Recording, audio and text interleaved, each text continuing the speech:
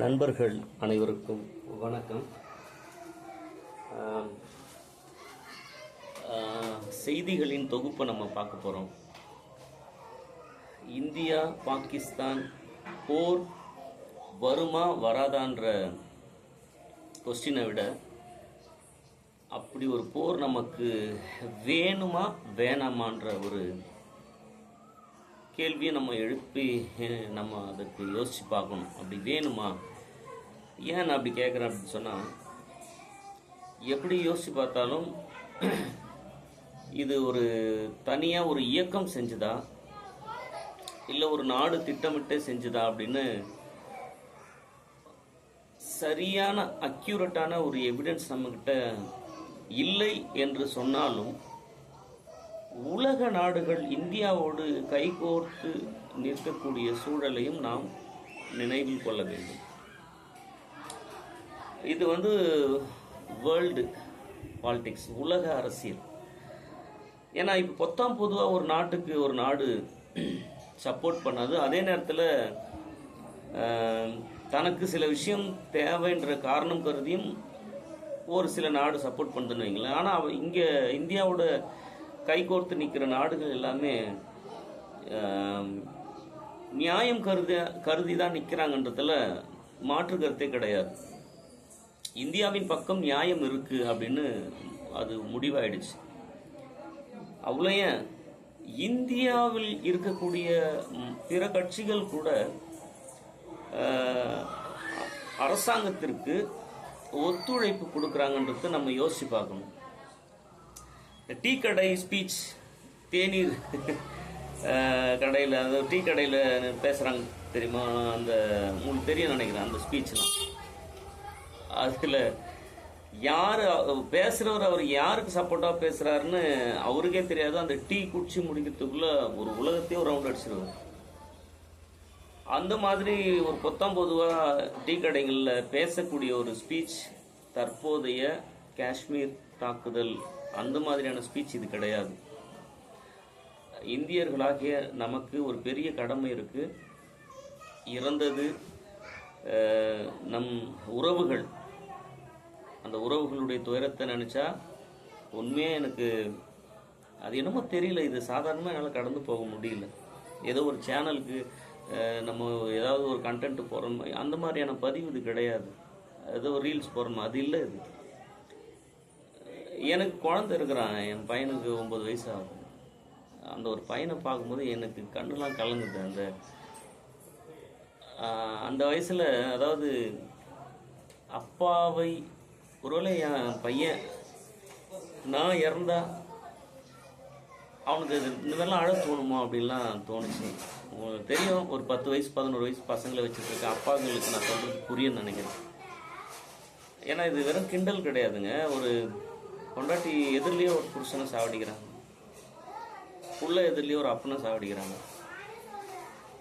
கோவத்தில் வருது நம்மளுக்கு சில வார்த்தைலாம், நான் அறுத்து போட்டலாம் போல அப்படிலாம் தோணுது. ஒரு நாட்டின் ஒரு தந்தை ஸ்தானத்தில் இருக்கக்கூடிய மோடி அவர்களை எனக்கு பிடிக்காதுன்றது இப்போ விஷயம் கிடையாது. ஒரு நாட்டின் தந்தை ஸ்தானத்தில் இருக்கிற அவருடைய நிலையை கொஞ்சம் யோசிச்சு பாருங்க. அவர் என்ன மாதிரியான ஒரு மனநிலையில் இருப்பார். எத்தனை அனைத்து கட்சிகளின் கூட்டம் இப்போ நடந்துட்டு இருக்கு. என்ன முடிவு ஒன்றா நடக்கலாம். சிந்து நதியை நம்ம இந்தியர்கள் ஆகிய சிந்து நதியை பாகிஸ்தானுக்கு நிறுத்தினதுனால அவர்களுக்கு கட்டாயம் பெரிய ஒரு இழப்பு தான். அவர்கள் என்ன சொல்றாங்க, பாகிஸ்தான் நீங்க சிந்து நதியை நிறுத்தினது போருக்கு சமானம் அப்படின்னு சொல்றாங்க. அவங்களும் இப்ப தயாரா இருக்கிறாங்க.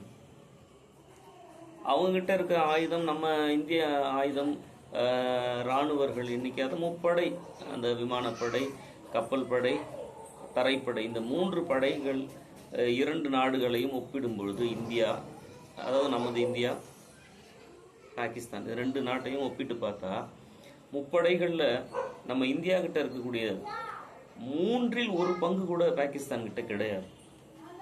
அதிகாரப்பூர்வ எண்ணிக்கையில் அவங்க அந்த எண்ணிக்கை சொல்லாமல் என்னென்ன வச்சுருக்காங்கன்னு நமக்கு தெரியாது. அதே நேரத்தில் இதில் என்ன, இப்போ நம்ம உணர்ச்சி வசப்பட்டு பேசும்பொழுது கூட ரெண்டு பக்கத்துலேயும் ஒரு பெரிய இழப்பு நடக்க போகுதுன்றது ஒரு உறுதி. போர் நடந்தால் என்னமோ தெரியல, இயல்பா இப்போ ஆயுத தயாரிப்புலாம் கைவிடக்கூடிய ஒரு சூழலில் இந்த உலக நாடுகள் போயிட்டு இருக்கும்பொழுது மறுபடியும் ஒரு போர் பதற்றம் தேவையா? ஒரு பக்கம் சில நேரங்களில் நான் கூட யோசிச்சிருக்கேன், எதுக்கு இந்த மாதிரி ரஃபேல் விமானன்றாங்க, தேஜஸ் விமானம், போர் விமானங்கள்லாம் எதுக்கு இவங்க வாங்குறாங்க, இதனால இப்போ என்ன அப்படிலாம் யோசித்த காலங்களில் இப்போ நம்ம நாட்டுக்கு ஒரு பிரச்சனை அப்படின்னு சொல்லும்பொழுது எதிரி நாட்டில் இருக்கக்கூடிய அந்த ஆயுதங்களை கணக்கிடும்பொழுது நம்ம நாட்டில் இருக்கிற எல்லாருக்கும் என்ன தோணும், எப்படியாவது நம்ம நாட்டில் இருக்கக்கூடிய ஆயுதங்களுடைய எண்ணிக்கை அதிகமாக இருக்கணுன்ற ஒரு எண்ணம் எட்டி பார்க்கத்தான் செய்யுது. தேவையோ, கட்டாயம் ஒரு நாட்டுக்கு இராணுவ பலம் தேவையோன்ற ஒரு அழுத்தத்திற்கு நம்ம இப்போ தள்ளப்படுறோம். எது எப்படியும் இந்தியா நமது நாடு, அதில் சந்தேகம் கிடையாது. எப்படி இந்தியாவில் இருக்கக்கூடிய பிற கட்சிகள் ஆளுங்கட்சியோடு கைகோர்த்து இந்த சிக்கல்லிருந்து நம்ம வெளிவரணும், நம்ம எல்லாரும் ஒன்றிணைவோம்ன்ற ஒருமித்த சிந்தனையில் இருக்கிறாங்களோ, நாமும் அது போல் இந்த தேநீர் கடைகளில் இது இந்த சதியா அந்த சதியான்னு பேசுகிற அதை விட்டுட்டு ஒரு நிமிஷம் நீங்கள் செத்து போனவங்க வீடியோலாம் எடுத்து பாருங்கள். இப்படி நம்மளுக்கு பேச தோணாது. அதனால் நம்ம இதிலேருந்து, இந்த துயரத்துலேருந்து நம்ம வெளிவரணும், நம்ம நாட்டோடு நம்ம கைகோர்த்து நிற்கணும். ப்ளீஸ் தயவு செஞ்சு உங்கள் எல்லாத்தையும் நான் கேட்டுக்கிற ஒரு விஷயம், இந்த டீ கடையில் அன்வான்டாக எனக்கு அப்போவே தெரியும் இதுதான் காரணம் அதுதான் காரணம்னு நம்ம பேசும்பொழுது ஒரு நிமிஷம் யோசிச்சு பாருங்கள். உலக நாடுகள், பெரிய பெரிய தலைவர்கள், அவங்களுக்கு தெரியாத ஒரு அரசியலாக அந்த ஒரு டீ சாப்பிடும்பொழுது நம்மளை குறைச்சி மதிப்பிடலை. அதே நேரத்தில் ஒரு நாடு இன்னொரு நாடுக்கு கை கொடுக்குறாங்கன்றது, நான் கூட நிற்கிறேன்றது சாதாரண விஷயம் கிடையாது. இந்தியாவோட நிறைய நாடுகள் கைகோத்து நிற்கிறாங்க இந்த பிரச்சனைக்கு. அப்படின்னா இந்தியாவின் பக்கம் நியாயம் இருக்கிறது அவங்களுக்கு தெரியுது, வெட்ட வெளிச்சமாக தெரியுது. மக்களே, அண்ணன் தம்பி சண்டை, நம்ம சண்டையை அப்புறம் வச்சுப்போம், நம்ம அரசாங்கத்தோடு கைகோர்த்து நிற்போம். இது போன்ற துயரங்கள் நமக்கு வரக்கூடாது. இன்னும் ஒரு அழகான விஷயம் சொல்லணும்னா, ஏதோ பொதுவாக நம்ம இந்திய இராணுவம் ஒரு சண்டை போடலை, பொறுமையாக ஒரு ஸ்டெப்பாக எடுத்து வைக்கிறாங்க. சிந்து நதியை நிறுத்துகிறாங்க, அதுக்கப்புறம் போர் ஒத்திகையெல்லாம் பார்க்குறாங்க. துல்லியமாக தாக்கக்கூடிய நம்மக்கிட்ட இருக்கக்கூடிய நீர்மூழ்கி கப்பல்லாம் நம்மக்கிட்ட 18 இருக்குதுன்னா அவங்கக்கிட்ட ஒரு 7 தான் இருக்குது.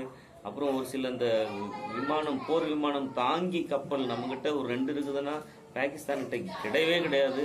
நம்மக்கிட்ட லட்சக்கணக்கில் நம்மக்கிட்ட வீரர்கள் இருக்கிறாங்க. அதாவது 10 லட்சத்துக்கு மேலே இருக்கிறாங்கன்னா அவங்கக்கிட்ட ஒரு 6 லட்சத்துக்கு இந்த சதவீதத்தில் தான் இருக்கிறாங்க. இப்படி இப்போ ஒரு பார்த்து செதுக்கி பாகிஸ்தானோட இந்தியா போர் விஷயத்தில் ஒப்பிட்டு பார்த்தா இந்தியா ஒரு வல்லரசாக தான் இருக்குது, அதில் சந்தேகம் கிடையாது.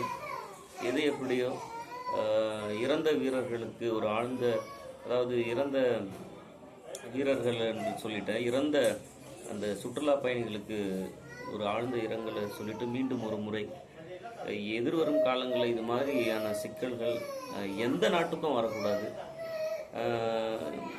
அனைத்து நாடுகள், அதாவது அனைத்து கட்சிகளின் கூட்டம் இப்போ நடந்துட்டுருக்கு. எது வந்தாலும் நாம் இந்தியராக நிற்போம், இந்திய அரசோடு துணை நிற்போம். நன்றி, வணக்கம்.